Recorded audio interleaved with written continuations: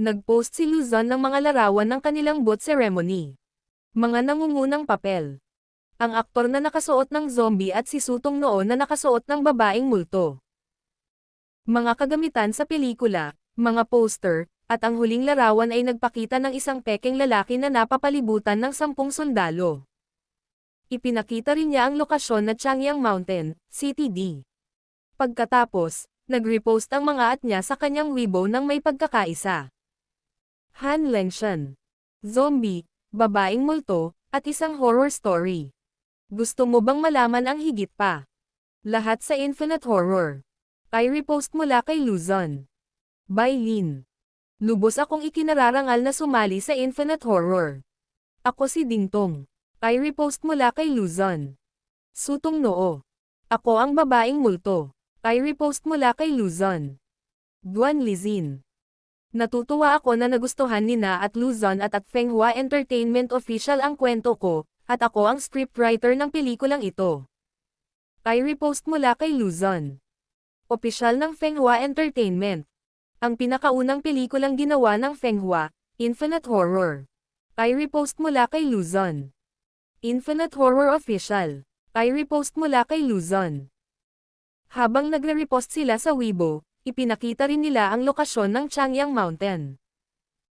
Maliban sa opisyal na Weibo account ng Fenghua Entertainment, dahil ito ay matatagpuan sa kabisera, sinabi ni Guning kay Zhang Shanjia na gawin ito para sa kanya. Hindi pa alam ni Zhang Shanjia ang tungkol sa zombie, ang alam niya lang ay magsushot si Guning ng isang pelikula, at humanga siya sa kahusayan nito. Mga ad ng Pop Future. Bagamat hindi na si Luzon sa industriya ng entertainment. At si Sutong Noo ay hindi nagkaroon ng pagkakataong ipakita ang kanyang mukha sa harap ng mga kamera sa loob ng mahabang panahon, marami pa rin silang taga-subaybay sa Weibo. Gayunpaman, sina Han Lengshan at Bailin, ay may milyon-milyong tagahanga. Kaya naman, sa sandaling ipinadala nila ang post, nagdulot ito ng matinding sensasyon sa kanilang mga tagahanga. Jesus! Ang zombie ay mula sa isang pelikula. Nako, publicity stunt lang. Akala ko totoo, at nawalan ako ng antok kagabi. Ay nako. Nakabalik na si Direk Lu sa wakas. Si Direk Lu ang paborito kong direktor. Matagal ko nang hinihintay ang bago mong gawa. OMG. Si Lengshan ang nangungunang aktor. I love you forever. Si Bailin ang nangungunang aktres. Bailin, mahal kita. Wow! Sa wakas ay lumabas na si Tong Noo para mag-shoot. Napakaganda niya sa mga damit na iyon. Fan ako ni Tong Noo at sa tingin ko ay napakaganda din niya.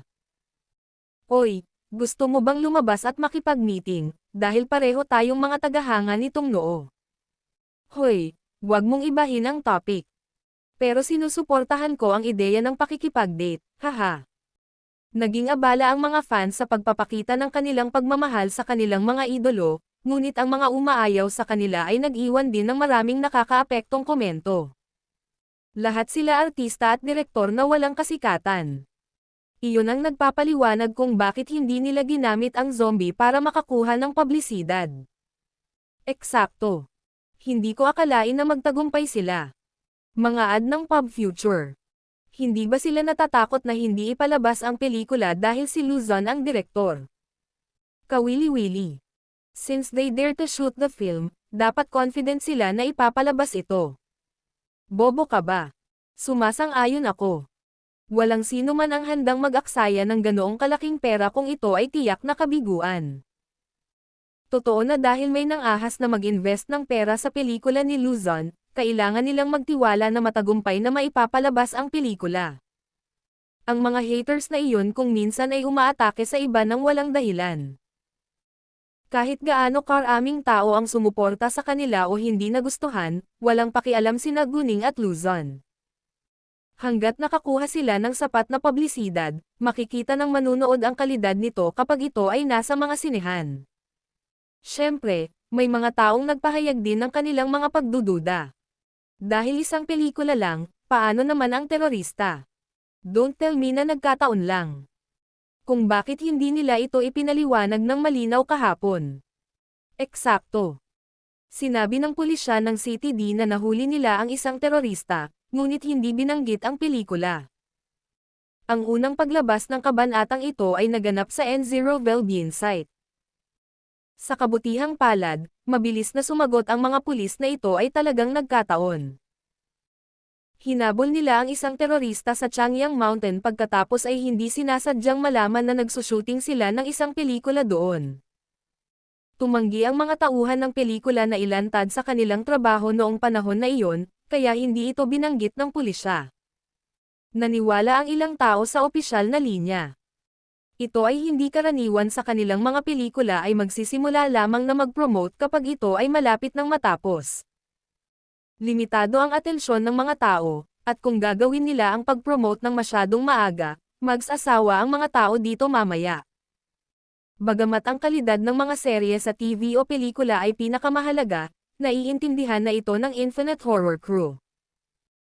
Ang ilang mga tao ay nagdududa pa rin, ngunit parami ng parami ang nagsimulang maniwala dito, dahil napakahirap para sa kanila na tanggapin na ang zombie ay tunay na umiral. At tila pinaghandaan ng mabuti ng mga tauhan ng pelikula ang pelikula, na mapanghikayat din. Bilang karagdagan, ang oras sa mga larawan ng seremonya ng bot ay nagpakita na sila ay kinuha 2 araw na ang nakakaraan. Siyempre, walang makakaalam na ang oras sa camera ay na-adjust. Dahil konektado ang Infinite Horror sa pinakamainit na balita ng isang zombie, maraming tao ang nagbigay pansin dito. Gayunpaman, ang mga aktor sa pelikula ay hindi masyadong sikat na may limitadong bilang ng mga tagahanga, kaya sinabi ni Gunning kay Kay na tulungan sila. Sa tulong ni Kay na isang ace international hacker, ang Infinite Horror ay naging pinakainit na paksa sa Weibo. At sa wakas, napansin ng ilang tao ang mga poster. Wow, ang gaganda ng mga poster.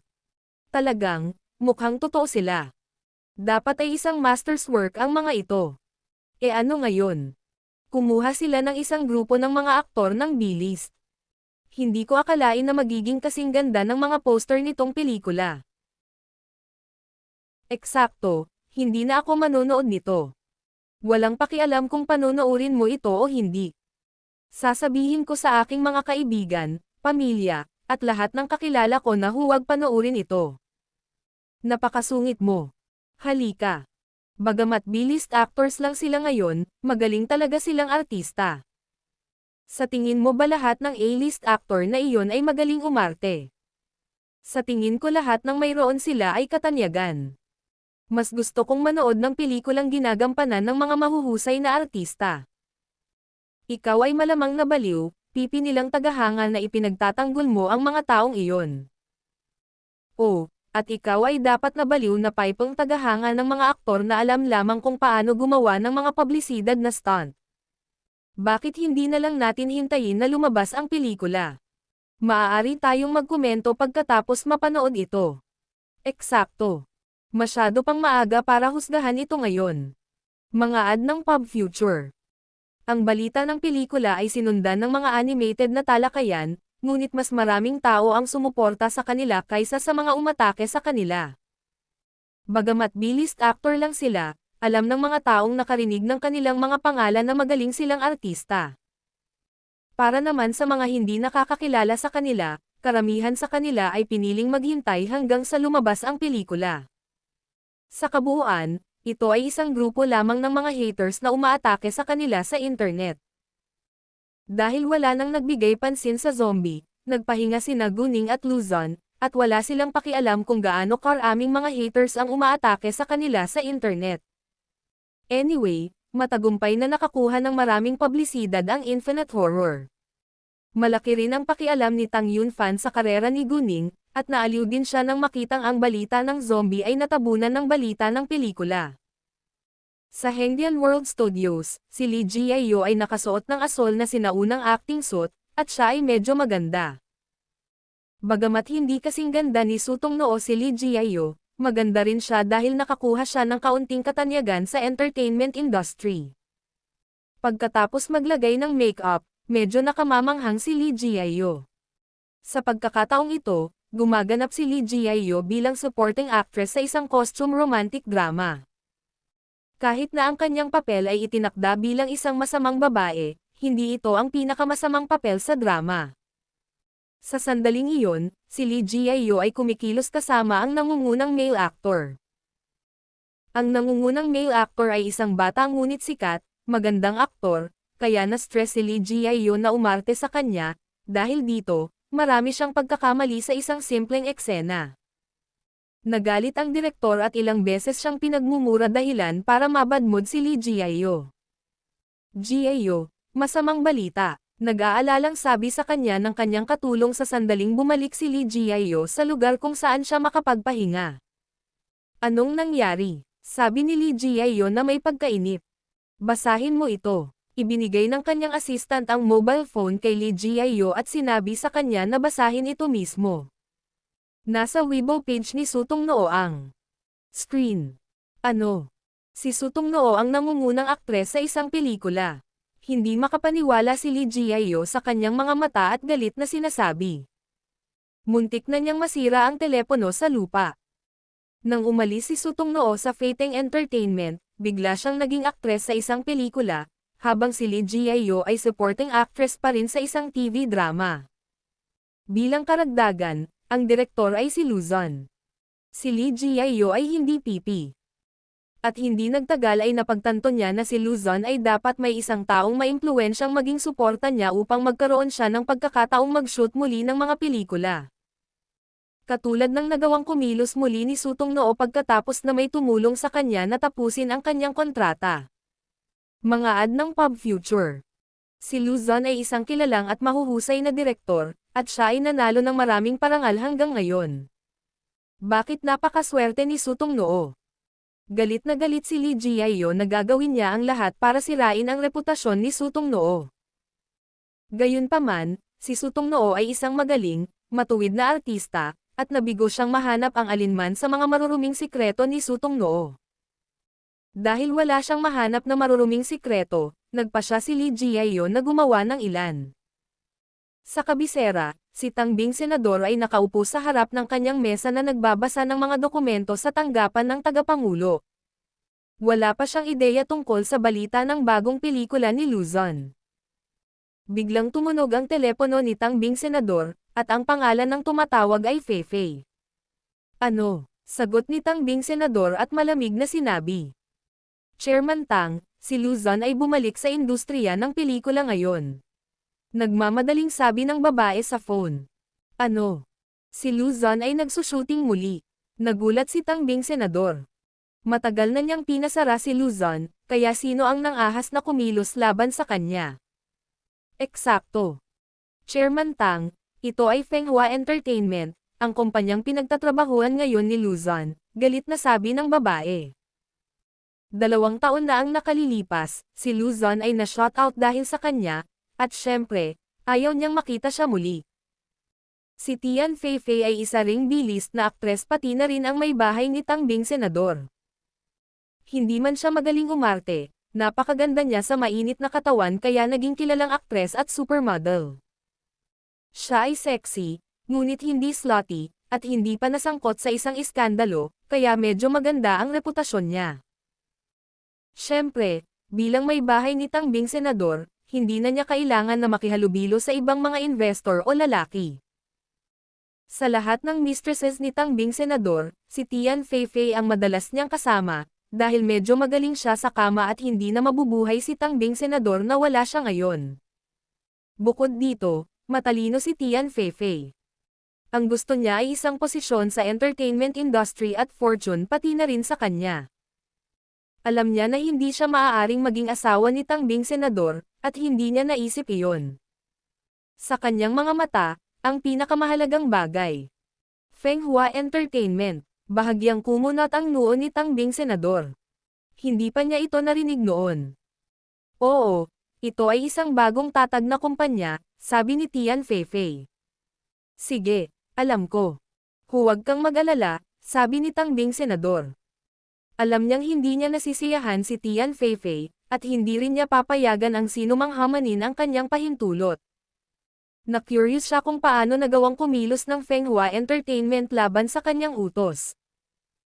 Pagkatapos ibaba ang tawag kay Tian Feifei, tinawagan ni Tangbing Senador ang kanyang sekretarya at sinabihan siyang imbestigahan ng Fenghua Entertainment.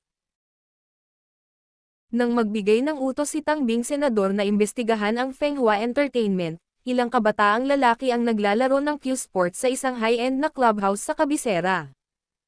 Lahat sila ay nasa mga tatak ng taga-disenyo, na nagpapakita na hindi sila ordinaryong tao. Nakaupo sa malapit na sofa ang ilang magagandang babae na nagsusurf sa internet. Biglang nagulat ang isang babae, hindi ba na-shoutout si Sutong Noo sa entertainment industry? Bakit siya gumaganap sa isang bagong pelikula ngayon? Ano? Lahat ay nakatingin sa babae na nagtataka. Sa isang malakas na tunog, inihagis ng isang lalaki ang cue stick sa mesa, lumakad papunta sa babae mukhang medyo hindi nasisiyahan, at kinuha ang mobile phone mula sa kamay ng babae. Nang masigurado niyang bumalik na talaga sa industriya si Sutong Noo, nagalit siya. Ang taong ito ay tiyak na anak ng direktor ng Cultural Affairs Bureau, si Gang Lijan. Nagustuhan niya si Sutong Noo, ngunit tinanggihan nito, kaya pinaalis niya si Sutong Noo sa industriya ng entertainment. Si Gang Lijan ay matangkad at malakas ngunit hindi maganda. Ganun pa man, maraming magagandang babae sa tabi niya dahil sa background ng kanyang pamilya. Gayunpaman, si Sutong Noo ay exception. Upang maprotektahan ang kanyang imahe at mailigtas ang mukha, pinaalis niya ito sa industriya ng entertainment.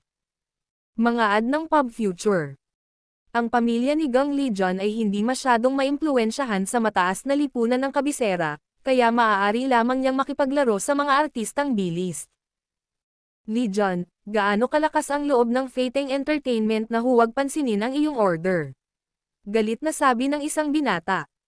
Sumunod silang lahat sa pangunguna ni Gang Lijan, kaya halatang tumabi sila sa kanya. Eksakto, nag-echo lahat ang iba. Agad na inilabas ni Gang Lijan ang kanyang telepono, tinawagan si Sia Jihong. Natakot si Sia Jihong kay Gang Lijan, ngunit mas natakot siya kay Guning, dahil may ebidensya si Guning sa kanyang mga kamay na madaling makapagpapatalsik sa kanya. I'm so sorry for this, but she has evidence of my dirty secrets in her hands. Patawarin mo ako at sa tingin ko ay mas mabuting hayaan na natin itong dalawa. Kung hindi, madali rin siyang makakuha ng ebidensya ng iyong maruruming sikreto. Si Sutong Noo ay isang artista lamang. Hindi niya karapat-dapat ipagsapalaran ang ating kapalaran, reputasyon at buhay. Maaari kang makakuha ng anumang uri ng babae na gusto mo pagkatapos ng lahat, sabi ni Sia Jihong. Si Gang Lijan ay mayabang ngunit hindi pipi, kaya naisip niya na ang mga salita ni Sia Jihong ay may katuturan. Dahil ang taong tumulong kay Sutong Noo ay nakakuha ng ebidensya ng maruruming sikreto ni Sia Jihong, hindi magiging mahirap kung gusto siyang parusahan ng tao. Naniniwala rin si Gang Lijan na hindi magandang deal kung mawawala ang lahat para lang sa isang artista. Maraming beses na rin siyang binalaan ng kanyang ama. Kung siya ay may malaking problema na maaaring makaapekto sa Gang family. Hindi siya tutulungan ng kanyang ama dahil ang kanyang ama ay may higit sa isang anak na lalaki, at ang Gang family ay hindi papayag na mapaalis sa pwesto dahil sa kanya. Kaya naman, kinailangan ni Gang Lijan na sumuko bagamat hindi siya nasisiyahan. Hindi nagtagal, nakuha ng sekretarya ni Tangbing Senador ang impormasyon tungkol sa Fenghua Entertainment. Sa pagkamangha ni Tangbing Senador, ang boss ng Fenghua ay isang 18 taong gulang na batang babae, at ang kumpanya ay bagong rehistro. Bilang karagdagan, ang batang babae ay mula sa isang third tier sa lungsod, hindi ang kabisera. Mga ad ng pop future. Ang isang third tier sa lungsod ay isa lamang maliit na lungsod sa paningin ni Tangbing Senador, dahil nakatira siya sa isang first tier sa lungsod. Sa pagkakataong iyon, naniniwala si Tangbing Senador na ang batang babae ay dapat na walang muwang upang kumilos laban sa kanya, o marahil ay hindi niya talaga alam na si Luzon ay isinara niya. Alinmang paraan, nagpa siya si Tangbing Senador na bayaran siya para sa resulta.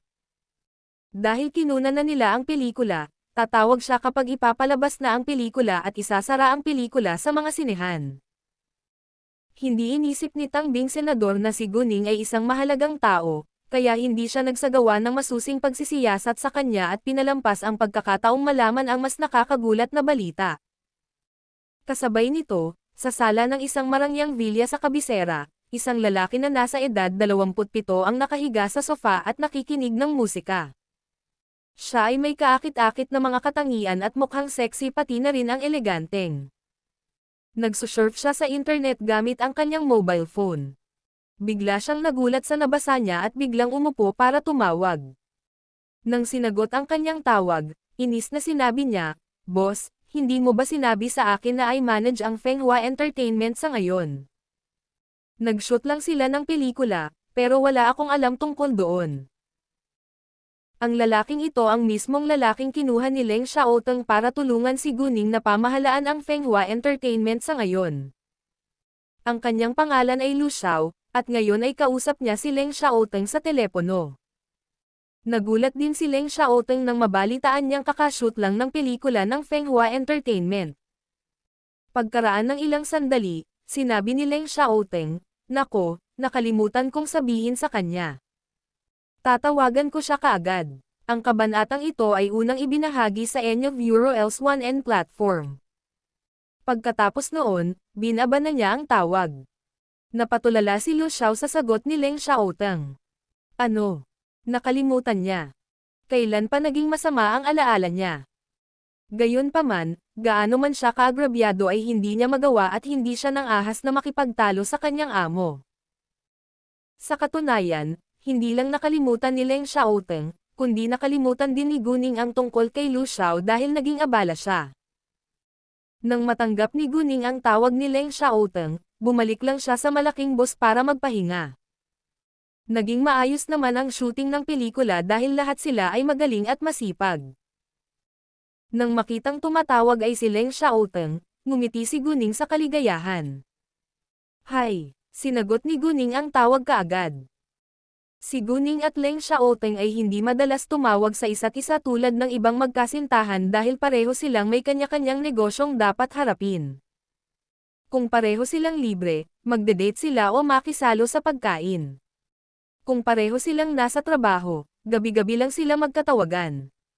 Si Guning ay isang estudyante pa, at si Leng Xiaoteng ay palaging nagpapadala sa kanya ng mga mensahe kapag siya ay nasa paaralan.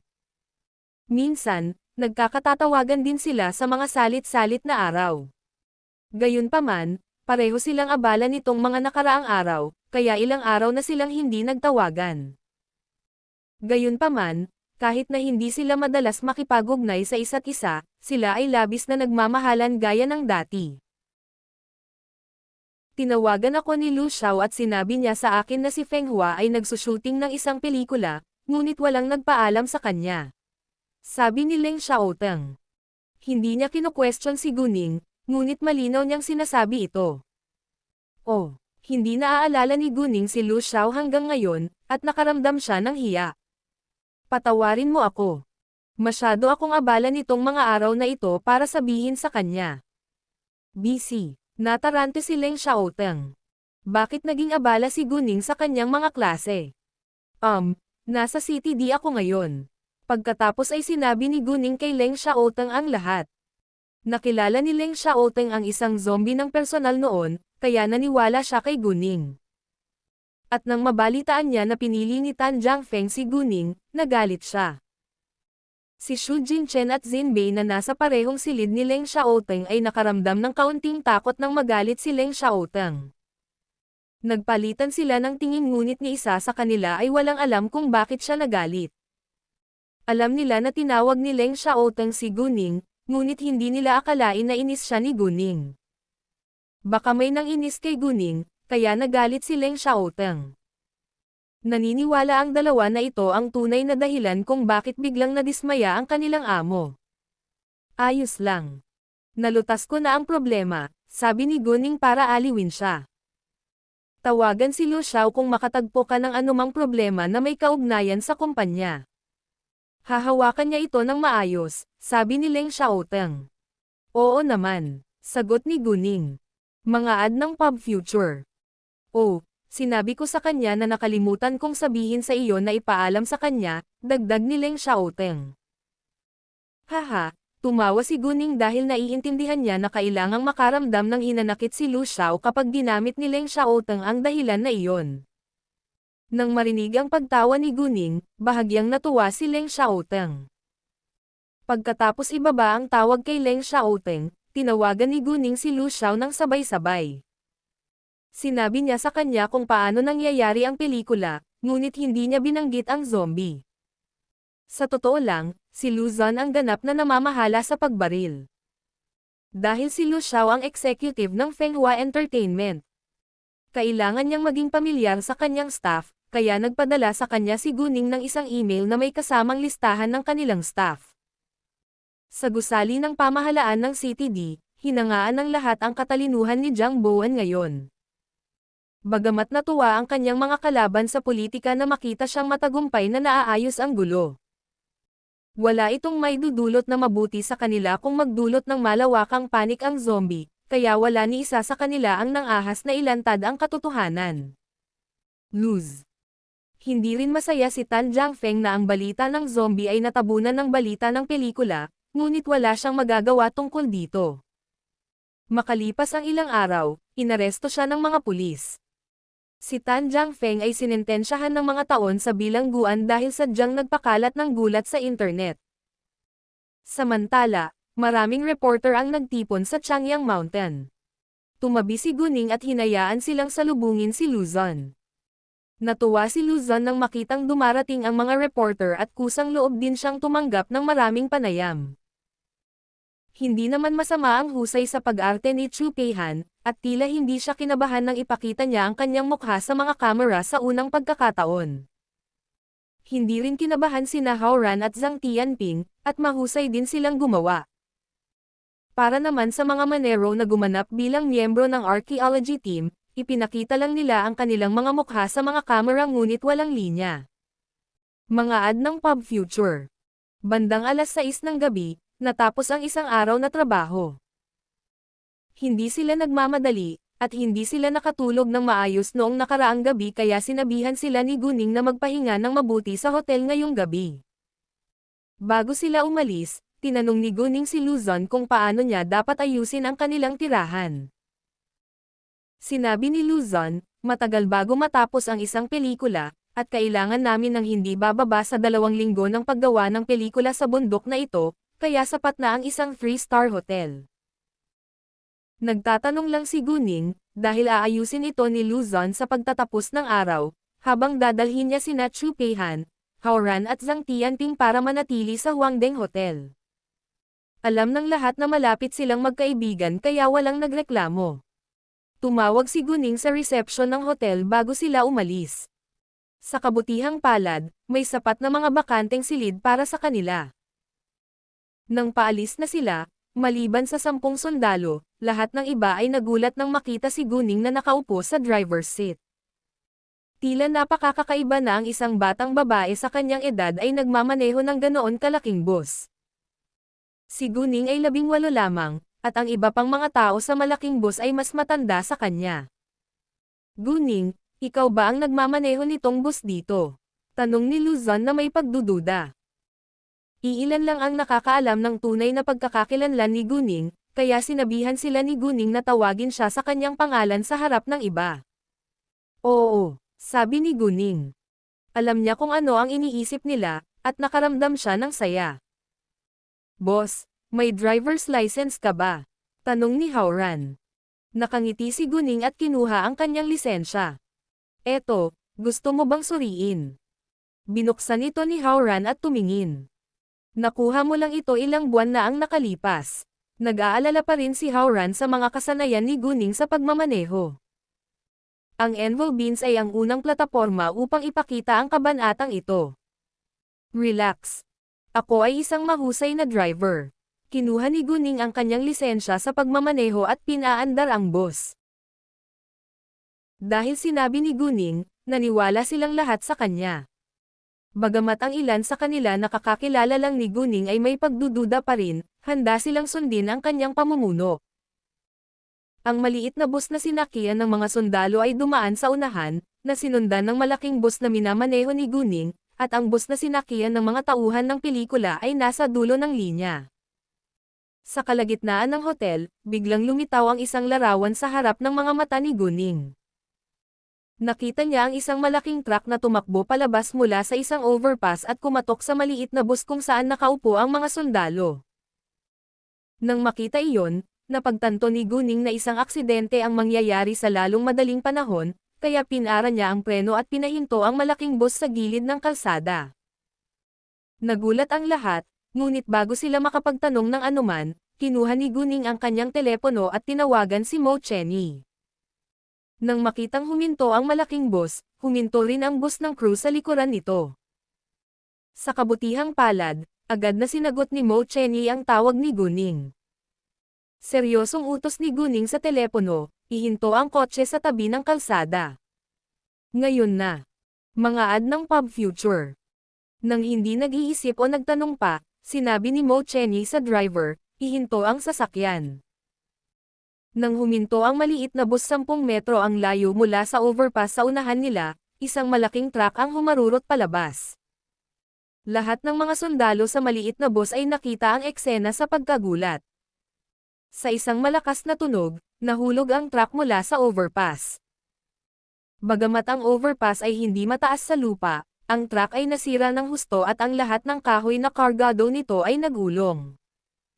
Buti na lang at walang masyadong sasakyan sa kalsada kaya walang ibang sasakyan na nahuli. Medyo may kalayuan ang malaking bus mula sa kung saan nahulog ang malaking truck, ngunit narinig nilang lahat ang malakas na kalabog. Lahat ng tao sa malaking bus ay napabilog ang kanilang mga mata sa gulat, maliban kay Guning. Si Mo Cheney at ang iba pang mga sundalo ay sabay-sabay na tumakbo palabas, dahil mayroon silang natural na pakiramdam ng tungkulin na iligtas ang mga nasugatan na tao. Si Guning, syempre, ay hindi rin makakakita ng mga inosenteng tao na namamatay sa harap mismo ng kanyang mga mata.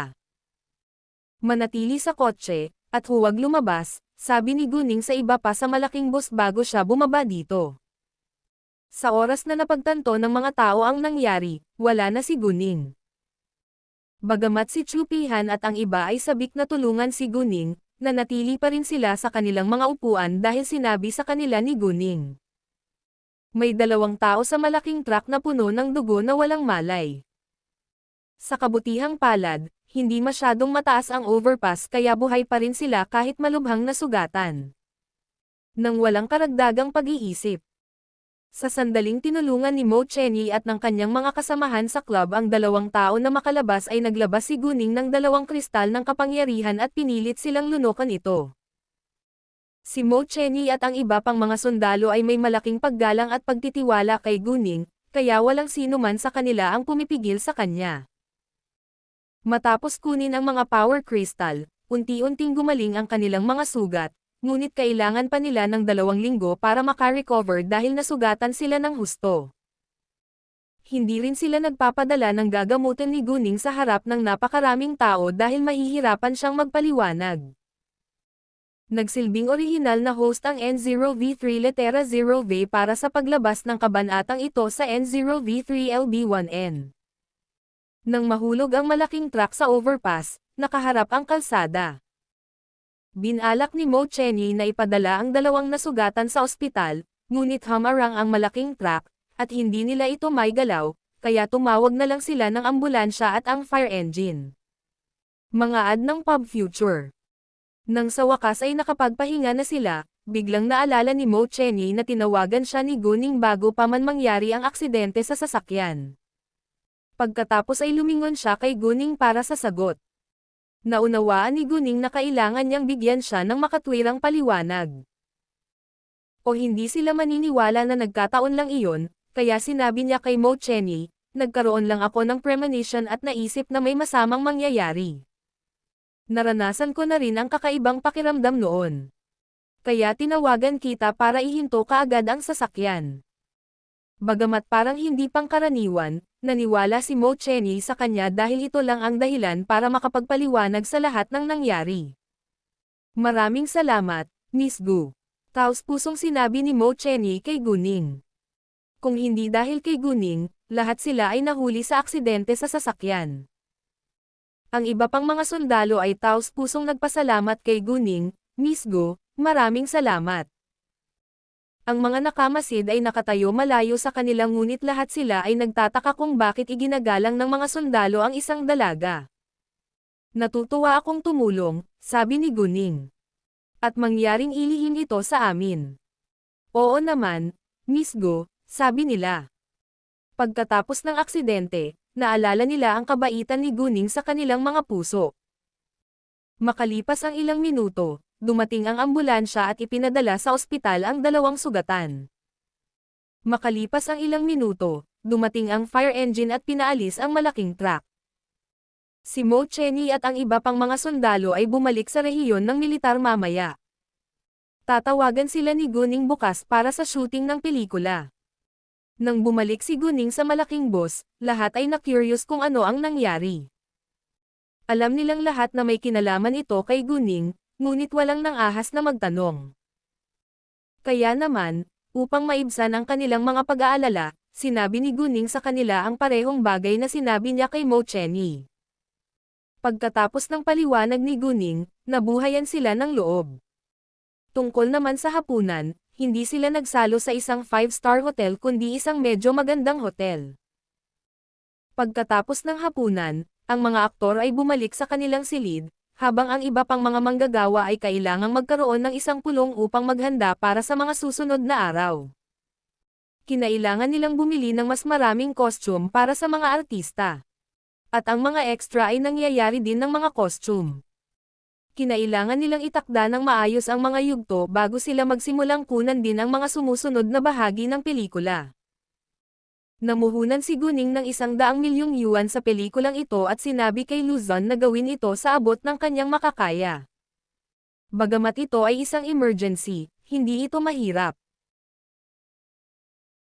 Si Gunning ang nagmaneho ng malaking bus pabalik sa Huangdeng Hotel ngunit si Luzon na ang bahala sa kagamitan. Dinala rin ni Gunning ang mga tunay na antigo. Hindi dahil ayaw ni Gunning na itago ni Luzon ang mga ito. Ngunit nakaramdam ng kaba si Luzon kung mananatili sa kanya ang mga tunay na antik, kaya dinala sila ni Gunning pabalik sa hotel kasama niya. Si Gunning ay hindi magtatagal dito, 4 o 5 araw sa pinakamarami. Sa makatuwid, kukunan nila ang mga tunay na antik sa maagang yugto bago umalis si Gunning kasama nila. Boss, gusto mo bang magpahinga ngayon? Tanong ni Chu Pihan pagkababa nila ng bus. Hindi bakit, tanong ni Gunning, ngunit nasa kanya na ang sagot. Gusto ni Chu Pihan na tumambay. Tama siya. Dahil maaga pa naman, bakit hindi tayo magsama-sama? Nagmungkahi si Chu Pihan. Sina Chu Pihan, Hao-ran at Zhang Tianping ay tumingin sa kanya ng may pananabik. Bumantong hininga si Gunning at sumang-ayon. Fine, ilagay muna natin ang mga bagahe sa hotel. Wala pang 9 ng gabi, at talagang maaga pa. Hooray! Boss, the best ka. Si Chu Pihan, Hao-ran at Zhang Tianping ay napabulalas sa pananabik. Pagkatapos nito, hinailan ng isang grupo ang kanilang mga malita pabalik sa kanilang mga silid. Ilang sandali pa ay sabay silang lumabas ng hotel. Saan tayo pupunta? Hindi ako pamilyar sa City D, sabi ni Gunning. Huwag kang mag-alala. Balita ko may sikat na food street sa City D. Sayang naman kung aalis tayo dito nang walang handaan doon. Nagliwanag ang mga mata ni Chu Pihan sa pananabik. Eksakto. Food street lang ang iniisip ko simula nang dumating ako dito, sabi ni Hao-ran. Hindi na rin siya makapaghintay na pumunta doon. Mga foodies kayong dalawa. Anyway, since nandito na tayo, tara na. Hindi rin napigilan ni Zhang Tianping ang pang-akit ng masasarap na pagkain. Tara na, tumawa si Gunning. Mga ad ng Pub Future. Pagkatapos, sumakay sila ng taxi, dumiretso sa food street. Pagdating nila sa kalye ng pagkain, nanunubog ang kanilang mga bibig. Hindi na makapaghintay si Chu Pihan, at hinimok silang maglakad ng mas mabilis. Araw man o gabi, laging masikip ang food street. Kaya nga, ang mga tao ay kailangang magbayad ng higit na pansin sa kanilang mga pitaka, dahil napakadali para sa mga magnanakaw na magnakaw ng isang bagay mula sa kanilang mga bulsa. Gayunpaman, si Gunning at ang kanyang mga kaibigan ay exception. Nang sinubukan ng isang magnanakaw na nakawin ang pitaka ni Chu Peihan, nahuli siya ni Chu Peihan at direktang binugbog siya sa lupa. Tiningnan niya ang magnanakaw na nagsasabing, naisip mo ba na magtatagumpay ka? Nagulat ang magnanakaw, dahil hindi pa niya nakilala ang isang batang babae na kasing lakas at matulin ni Chu Peihan. Dahil walang nawala kay Chu Peihan, hinayaan nila ang magnanakaw matapos nilang babalaan na huwag na itong uulitin. Hindi nagtagal, dumating sila sa isang barbecue stand at napakabango nito. Bumili sila ng ilang skewer nang walang pag-aalinlangan. Nang hawakan na nila ang mga tuhog sa kanilang mga kamay, hindi na sila makapaghintay na kumagat at nasiyahan sa pagkain ng masarap na karne. Bagamat napakasarap, hindi naman sila kumain ng marami, dahil marami pang ibang merienda sa kahabaan ng kalye at nagplano silang magtipid para sa kanila. Lumayo sa barbecue stand, nagpatuloy sila sa paglalakad sa kalye at bumili ng kahit anong gusto nilang kainin. Tinawag sila ni Guning na pumunta sa CTD, kaya babayaran niya ang bill ngayong gabi. Sila ay malapit na magkaibigan, at masaya sa isa't isa. Gamutin. Boss, maaari ba akong kumuha ng ilang mga larawan at ipadala ang mga ito sa aming WeChat group? Biglang tanong ni Howran. May naiisip siyang masamang ideya. Sinabihan sila ni Guning na ilihim na pumunta sila sa CTD para tulungan siya mula sa iba pa nilang mga kaibigan, kaya hindi rin alam ng iba na tumatambay sila ngayon sa food street. Siyempre alam ni Guning kung ano ang nasa isip ni Howran, at pumayag siya sa pamamagitan ng pagtango. Oh, ganoon din ang gagawin ko. Excited din si Chu Peihan, at kumuha ng maraming larawan ng food street at silang apat. Pagkatapos ay ipinadala ang mga larawang ito sa kanilang WeChat group. Right at that moment, ang iba ay nagbi-break sa pagitan ng mga klase, kaya agad nilang tiningnan ang mga bagong mensahe. Shin Zixen. Ano? Kailan ka pumunta sa CTD? Paanong wala akong alam tungkol dito? Moke. Talaga. How dare you send out those pictures of masarap na pagkain para akitin kami? Galit ako ngayon. Mga ad ng Pub Future. Zhang Tianping. At Shin Zixen, hindi mo ba sinabi na magiging mabuting mag-aaral ka? Kaya hindi namin sinabi sa'yo. Shin Zixen. Moke. Paano ako? Hindi ko sinabi yon. Chu Peihan. Halika. Alam nating lahat na ikaw ay isang mahusay na mag-aaral, at ikaw ay abala sa pagpasok sa mga klase sa buong araw. Moke. Iyan ang bias mo, hindi ang totoong ako. Suanya. Paano mo ako iiwan? Nasasaktan ako ngayon. Yu Mixi. Nagugutom ako ngayon pagkatapos kong makita ang mga larawang iyon. Chu Peihan. Moke, dalhin mo si Mixi para kumain ng merienda sa gabi. Nagugutom siya. Nagbibiro lang si Chu Peihan, ngunit napatulala si Moke sa isang segundo, pagkatapos ay lumingon kay Yu Mixi. Gusto mo bang kumain ng merienda sa gabi? Hindi, salamat, sinasabi ko lang. Hindi naman talaga ako nagugutom. Namula si Yumixi sa kahihiyan. Sa totoo lang, gusto ni Yumixi na mag-isa kasama si Moke, ngunit nakaramdam siya ng hiya. Nagsilbing orihinal na host ang N0V3 Letera 0V para sa paglabas ng kabanatang ito sa N0V3 LB1N. Shin Zixen. Nagugutom na rin ako. Moke, nasaan ka ngayon? Sasama ako sayo. Chu Peihan. At Shin Zixen, pwede kang mawala please. Inilibot ni Chu Peihan ang kanyang mga mata sa harap ng screen. Anyi. Late na ako. Ano ang nangyayari ngayon? Howran. Nasa Food Street tayo ngayon sa CTD. Howran. Tingnan ang mga larawan sa itaas.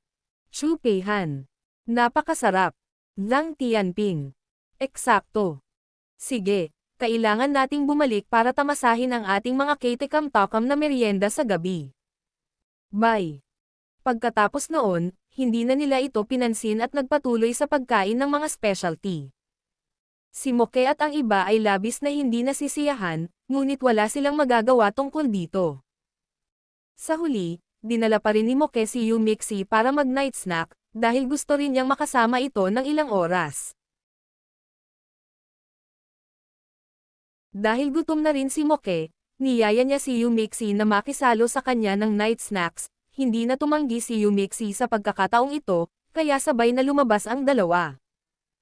Si Guning at ang kanyang mga kaibigan, sa kabilang banda, ay pumunta sa isang seafood restaurant mamaya. Lahat sila ay mahilig kumain ng seafood. Ang seafood restaurant ay medyo sikat at masikip. Nang dumating si Guning at ang kanyang mga kaibigan, mayroon lamang isang bakanteng mesa. Gayunpaman, pagkatapos nilang makaupo, ilang lalaki sa katabing mesa ang bumungad kay Guning at Chupeihan. Pinag-usapan pa nila ito ng malakas sa publiko. Tingnan mo ang dalawang magagandang batang babae. Curious ako kung ano ang itsura ng katawan nila. Maaari mong malaman sa pamamagitan ng paghuhubad sa kanila. Haha. Tama ka. Narinig nilang tinutokso sila ni Guning at Chupeihan, galit na galit sina Haoran at Zhang Tianping, ngunit nang bugbugin na sana sila ni Haoran, napatigil siya ni Guning sa isang sulyap. Galit din sina Guning at Chupeihan, ngunit mayroon silang sariling plano. Si Chupeihan syempre ay magpapabayad sa mga lalaking iyon para sa kanilang sinabi, ngunit hindi siya pumayag na suntukin sila sa restaurant, dahil inosente ang may-ari ng restaurant na ito. Naisip ni Guning na hindi pa nilinaw ng mga lalaki ang pinag-uusapan nila. Kung matatalo sila dahil doon lang, ito ay tila impulsive at hindi makatwiran. Mga ad ng pub future. Gayunpaman, alam ni Guning na hindi titigil ang mga lalaki, kaya magkakaroon siya ng pagkakataon o katanggap-tanggap na dahilan para turuan sila ng leksyon. Tama si Guning. Hindi nagtagal, isang lalaki ang tumayo at lumakad papunta sa kanila, nakatingin kina Guning at Chupeihan. Hoy, girls, bakit hindi kayo pumunta sa table namin at makisaya sa amin? Nang walang pahintulot ni Guning, kinailangan itong tiisin ni Haoran at Zhang Tianping gaano man sila galit ngayon. Lumingon ang lalaki kina Haoran at Zhang Tianping. Hoy, mga pare, sa iyo ba ang dalawang babaeng ito? Maganda sila, at gusto naming magsaya kasama sila. Nang marinig iyon, tumawa ng malakas ang mga tusong lalaki sa tabi ng mesa.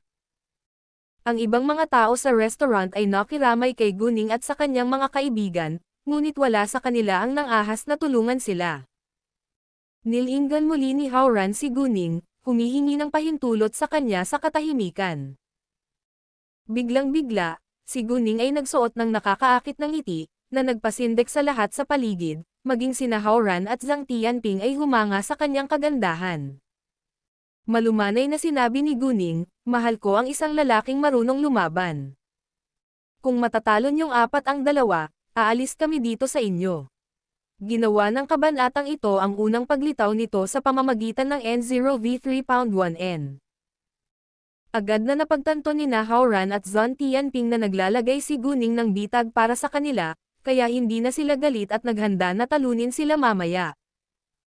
Upang ipakita ang kanilang sincerity, idinagdag ni Chupeihan, eksakto, kung hindi nila tayo mapoprotektahan ngayon, hindi na natin sila kailangan. Tuwang-tuwa ang 4 na lalaki, dahil ang tanging galing nila ay makipag-away.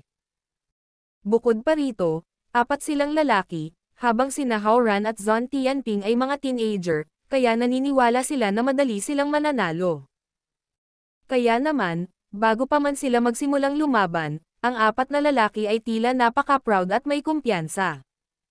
Ang ibang mga tao sa restaurant ay may parehong ideya. Walang problema, mag-away tayo, sabi ng lalaki, pagkatapos ay lumingon kay Haoran at Zhang Tianping. Maglakas loob ka ba? Syempre, walang tigil na sabi ni Haoran. Mga ad ng pub future. Gayunpaman, syempre, hindi sila magkakaroon ng away sa restaurant. Bago sila umalis ay nagbayad muna sila ng bill. Bata, hindi sila mabubuting lalaki. Sabi ng may-ari ng restaurant na ito kay Guning. Huwag kang mag-alala. Magiging maayos din kami, sabi ni Guning, pagkatapos ay naglakad papunta sa labas. Nakahanap sila ng isang bakanteng lupa at ang dalawang grupo ay nakatayo sa tapat ng isa't isa. Maraming tao ang nakatayo sa malayo sa kanila habang nanonood ng laban. Gayunpaman, Halos lahat ng mga nanonood ay naniniwala na ang dalawang batang lalaki ay matatalo. Magsimula na tayo. Nang sabihin ni Guning na nagsimula na ang laban, nagsimulang mag-atake ang dalawang grupo. Kahit na ang apat na lalaki ay mahusay sa pakikipaglaban kumpara sa mga ordinaryong tao, sina Hao Ran at Zhang Tianping ay hindi rin mahina. Lalo na pagkatapos na sanayin ni Guning, madali nilang natalo ang apat na lalaki sa loob ng ilang minuto. Nagulat ang lahat sa resulta. Sa kanilang pagkamangha, mabilis na natalo ng dalawang lalaki ang apat na lalaki. How dare you offend our boss? Ikaw ay isang grupo ng mga talunan. Isusuntok kita. Turuan kita ng leksyon. Ang apat na lalaki ay sumisigaw sa sobrang sakit sa lupa. Hindi nila inaasahan na ang dalawang batang lalaki ay sanay na sanay at madali silang matatalo. Kung alam nila na ang dalawang batang lalaki ay napakahusay sa pakikipaglaban, hindi sila kailanman mangangahas na inisin sila. Ako ay humihingi ng paumanhin. Pabayaan mo na kami. Hindi na namin uulitin. Ang mga lalaking iyon ay simpleng mga tigre ng papel, at madaling sumuko sa mga mas malakas kaysa sa kanila. Ha? Sa tingin mo ba hahayaan ka naming makatakas dito? Sa iyong panaginip, hindi tumigil si Hao Ran sa pagpalo at pagsipa sa kanila ng malakas. Kahit na humingi sila ng tawad at nagmakaawa sa kanila, walang intensyon sina Hao at Zhao Tianping na palayain sila. Siyempre, hindi rin nila sila papatulan hanggang mamatay, pero tinuruan sila ng brutal na leksyon. Pagkatapos ng laban, bumalik si Guning at ang iba pa sa seafood restaurant para kumain ng kanilang night snack. Lahat sila ay nasa mabuting kalooban at kumain ng marami. Busog na ayaw na nilang maglakad, at gusto na lang humiga sa kalsada. Hindi kasama si Guning, dahil pinigilan niya ang sarili na huwag kumain ng sobra sa gabi. Pagbalik nila sa hotel ay mabilis silang nakatulog, dahil may pasok pa sila bukas. Gayunpaman, sa madaling araw, isang nakakagulat na piraso ng balita ang biglang lumitaw sa lahat ng dako sa internet. Ang totoong dahilan kung bakit isang taon na shoutout ang S-actress.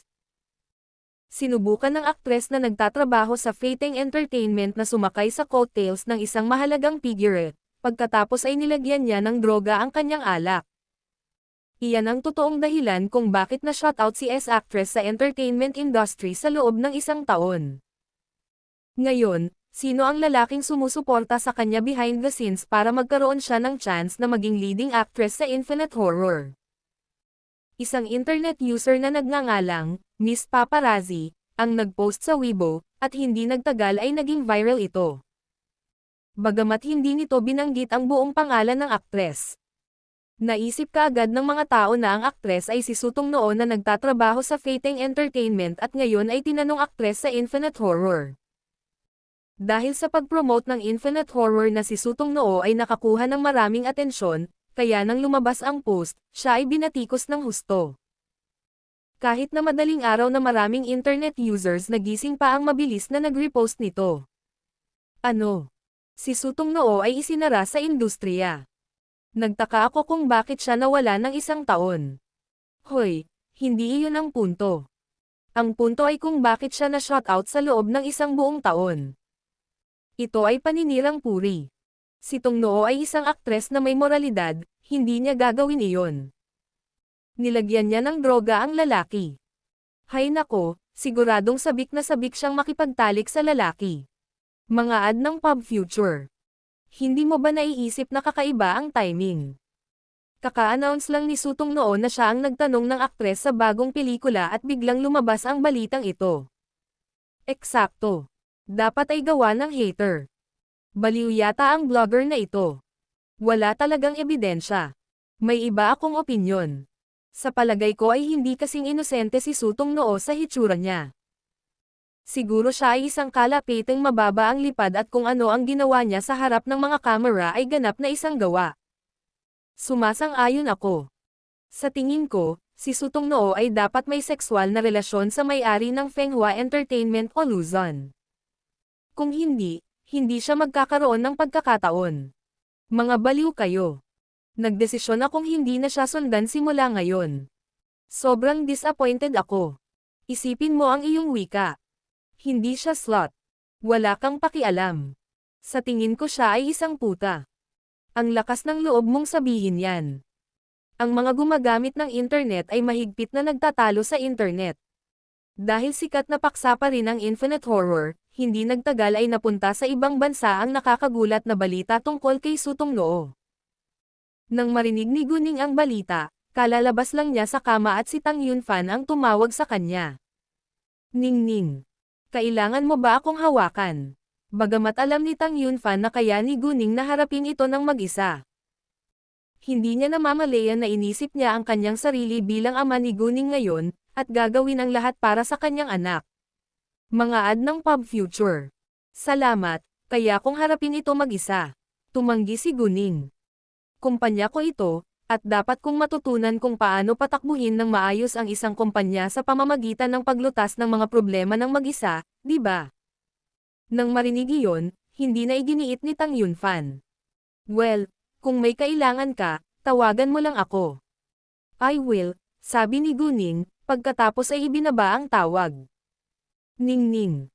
Paninirang puri siguro, si Chu Pihan ay hindi pamilyar kay Sutong Noo. Ngunit pagkatapos nilang gumugol ng isang araw na magkasama ay naniwala siya na hinding-hindi gagawin ni Sutong Noo ang ganoong bagay. Anyway, mas naniwala siya sa sagot ni Guning. Siyempre, sabi ni Guning nang may katiyakan. Siya ay tila medyo kalmado at hindi nag-aalala tungkol sa negatibong epekto nito. Malamang na hindi alam ng iba ang tunay na dahilan, ngunit alam ito ni Guning ng malinaw. Na-curious siya na makita kung sino ang hater na patuloy na umaatake kay Sutong Noo sa internet. Pastahan si Guning na ang tao ay dapat na, maaaring ang lalaking kinainis ni Sutong Noo, o ang kanyang kaaway sa industriya ng entertainment. Kahit sino man iyon, madaling malaman ni Guning sa tulong ni Kay. Sa makatuwid, tinawagan ni Guning si Kay nang walang pag-aalinlangan at sinabi sa kanya na maghanap ng maraming impormasyon tungkol sa Miss Paparazzi hanggat kaya niya. Pagkatapos noon, tinawagan din ni Guning si Lu Xiao, dahil siya ang general manager ng Fenghua Entertainment. Narinig din ni Lu Xiao ang balita at tatawagan sana si Guning. Sa hindi inaasahang pagkakataon, tinawag siya ni Guning, at sinabi sa kanya na hahayaan niya itong pangasiwaan ito pagkatapos niyang kolektahin ang ebidensya. Pagkatapos, si Guning ang nagmaneho ng malaking bus, dinala sina Chu Peihan, Hao Ran at Zhang Tianping sa hotel kung saan tinuluyan ni Luzon at ng iba pa. Medyo nahiya ang mga aktor na ang boss o investor ng pelikula ang nagmaneho upang kunin sila ng personal, ngunit ang balita tungkol kay Sutong Noo ang pinakamahalagang bagay na dapat harapin ngayon. Boss, pasensya na, humingi ng paumanhin si Sutong Noo. Ang huling bagay na gustong madamay ng isang aktor ay isang iskandalo. Bagamat paninirang puri talaga, maaaring masira ang kanyang reputasyon kung hindi nila ito hahawakan ng maayos. Ayos lang. Alam kong hindi mo kasalanan iyon. Hindi sinisisi ni Guning si Sutong Noo dahil siya ay biktima. Gayunpaman, ano ang dapat nating gawin ngayon? Medyo natarante si Sutong Noo. Napakabago pa lang ng entertainment company ni Guning na walang PR department, kaya maaari lang tanungin ni Sutong Noo si Guning para sa kanyang opinyon. Si Luzon ay may parehong ideya, dahil naniniwala siya na walang bagay na hindi nila kakayanin kapag narito si Guning. Tama siya. Huwag kang mag-alala. Nangongolekta ako ng ebidensya ngayon at makukuha natin ang resulta sa lalong madaling panahon. Hayaan ang post na maging viral sa internet. Makakatulong ito sa iyo na makakuha ng maraming katanyagan at publisidad. Inaatake ka ngayon, ngunit kapag lumabas na ang ebidensya ay sisikat ka, sabi ni Guning. Sa katunayan, kahit na si Sutong Noo ay pinapuna ngayon, parami ng parami ang nakakaalam ng kanyang pangalan. Kapag malinis na ang kanyang pangalan, magiging sikat siya sa loob ng maikling panahon. Ang kailangan lang nilang gawin ngayon ay linisin ang pangalan niya. Dahil pinahintulutan ni Guning na mag-viral sa internet ang post, tiwala siyang kakayanin niya ito ng maayos. Nang marinig ang sinabi ni Guning, ang lahat ay gamaan. Pagkatapos ng pinagdaanan nilang magkasama, nakuha ni Guning ang tiwala ng lahat. Siya ay 18 taong gulang lamang ngunit kumilos tulad ng isang mature at matatag na nasa hustong gulang. Siya ay may natatanging kakayahan at malakas na charisma.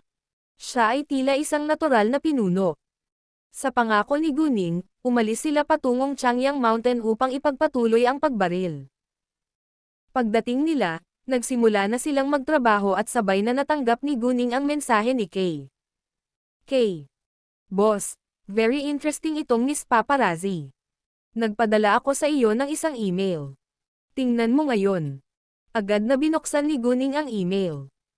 Si Miss Paparazzi pala ay isang aktres na nagngangalang Lee Jiayo na nagtrabaho sa Fating Entertainment. At mayroong maraming mga mapagmahal na larawan sa kanyang computer. Walang alinlangan, si Lee Jiayo ang nagpost ng artikulo sa internet. Agad na nalaman ni Guning na hindi nakasama ni Lee Jiayo si Sutong Noo. Kaya sinadya niyang inatake si Sutong Noo nang magkaroon ng pagkakataon si Sutong Noo na maging nangungunang aktres sa bagong pelikula ni Luzon.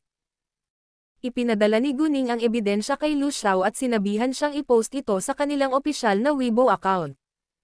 Gayunpaman, hindi sila nagmamadali. Nagplano si Guning na maghintay ng ilang sandali hanggang sa mas mapansin ang balita at pagkatapos ay ipopost nila ang ebidensya. Mga ad ng Pub Future. Hindi nag-alala si Guning na magdudulot ito ng sensasyon, dahil tiwala siyang malulutas niya ito sa huli. Nang makita ni Lu Xiao ang mga mapagmahal na larawan, maging siya bilang isang lalaki ay namula. Nagtiwala si Sutong Noo kay Guning, kaya nag-focus siya sa kanyang pag-arte sa pelikula. Sa tanghali, sa tulong ni Kay, ang nakakagulat na balita tungkol kay Sutong Noo ay naging pinakamainit na paksa sa Weibo. Pagkatapos, kumilos si Lu Xiao. Opisyal ng Fenghua Entertainment. Talagang pekeng balita ang tungkol sa ibinulgar ni at Miss Paparazzi tungkol sa aktres na si Sutong Noo sa aming kumpanya. Nang walang ebidensya, marahas na inatake ni Miss Paparazzi ang isang aktres na nagtatrabaho sa aming kumpanya, at nabawi namin ang karapatang aidmande si Miss Paparazzi. Bilang karagdagan, mayroon din kaming matatag na ebidensya sa kamay na nagpapatunay na si Miss Paparazzi ay si Lee Jiayo. Umaasa kami na mabibigyan kami ni Miss Lee ng makatwirang paliwanag. Kasabay nito, mariin naming iminumungkahi na ang Fating Entertainment official ay magbigay ng account para sa katotohanan na si Sutong Noo ay na-shoutout sa industriya ng entertainment sa loob ng 1 taon. Kalakip na ebidensya. Hindi inilantad ni Lu Xiao ang mga mapagmahal na larawan ni Lee Jiayo sa ngayon ngunit maghihintay siya sa tamang panahon at gagamitin ng husto ang mga ito. Bagamat kakabukas lang kahapon ng opisyal na account ng Fenghua Entertainment at wala itong gaanong followers. Naniniwala si Lu Xiao na ilang oras na lang at magkakaroon na sila ng milyon-milyong followers. Sa sandaling i-post ito ni Lu Xiao, sinabi ni Guning kay Luzon at sa iba pa na ay repost ito. Nang marinig ni Sutong Noo na ang umatake sa kanya sa internet ay si Lee Jiayo, bahagyang nagulat siya ngunit hindi nagtagal ay tinanggap ito, dahil hindi naman talaga nagkasundo ang dalawa. Si Han Lengshan, Bailin at ang iba pang aktor ay hindi kasali sa gulo na ito, kaya hindi nila ito ni-repost. Ang mga ugat ng kwentong ito ay mula sa pinagmulan ng Novel BN. Hindi nagtagal, nakakuha ng maraming atensyon ang post. Ilang tapat na tagahanga ni Sutong Noo ang nag-repost ng post ng walang pagkaantala. Ano ba? Napakabait ni Lee Jiayo. Mga ad ng Pub Future. Eksakto. Napakabisyo niya. Naiinis ako kay Lee Jiayo. Hindi ba pwedeng i-photoshop ang mga larawang iyon? Huwag mong sisihin si Jiayo dyan. Sa tingin ko ay inosente siya. Ito ay ganap na isang pagsasabwatan. Sino ang Fenghua Entertainment? Hindi ko pa narinig ang tungkol sa kumpanyang iyon. Hindi ako fan ng alinman sa kanila, pero mas nagtitiwala ako kay Sutong Noo. Sa tingin ko, susuportahan at paprotektahan ng Fenghua Entertainment ang kanilang mga aktor. Computer science ang major ko, at masasabi kong totoo ang mga larawan. Si Sutong Noo ay nakulong ni Lee Jiayo. Sigurado ka ba? Hindi ba babasa ito ay isang katotohanan na ang Sutong Noo ay na-shoutout sa loob ng 1 taon? Eksakto, walang usok kung walang apoy. Kung si Sutong Noo ay hindi gumawa ng anumang bagay na kaiya-hiya o ilegal, hindi sana siya na-shot out.